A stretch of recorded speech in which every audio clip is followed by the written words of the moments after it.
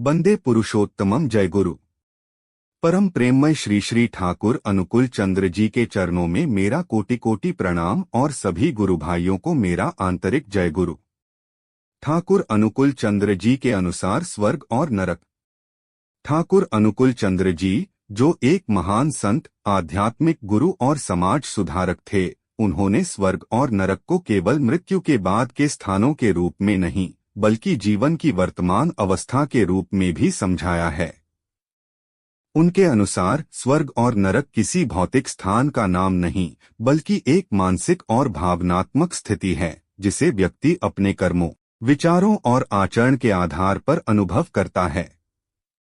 इस चैनल में जो भी गुरु भाई विजिट कर रहे हैं, कृपया चैनल को सब्सक्राइब करें और बेल आइकन को हिट जरूर करें और वीडियो को लाइक, कमेंट, शेयर करना न भूलें।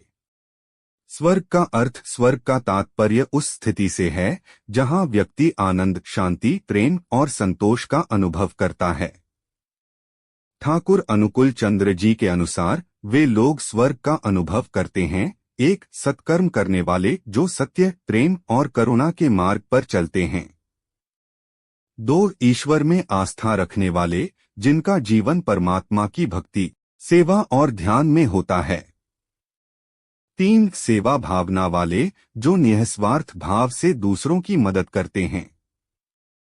चार, सकारात्मक सोच वाले, जो हर परिस्थिति में सकारात्मक दृष्टिकोण रखते हैं।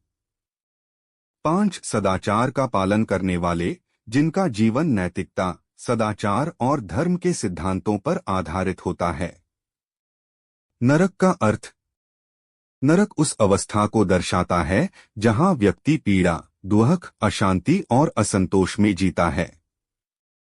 ठाकुर जी के अनुसार निम्नलिखित लोग नरक का अनुभव करते हैं। एक, बुरे कर्म करने वाले, जो हिंसा, छलकपट और अन्याय के मार्ग पर चलते हैं। दो, अहंकार और स्वार्थ में लिप्त, जिनका जीवन केवल अपनी इच्छाओं और लाभ तक सीमित होता है। तीन, ईश्वर से दूर रहने वाले, जिनके जीवन में आध्यात्मिकता, भक्ति और धर्म का अभाव होता है। चार, नकारात्मक सोच और दृष्टिकोण वाले, जो हर परिस्थिति में नकारात्मकता खोजते हैं। पांच, पाप और अनैतिक कार्य करने वाले, जो दूसरों को दुख पहुंचाते हैं और गलत रास्तों पर चलते हैं।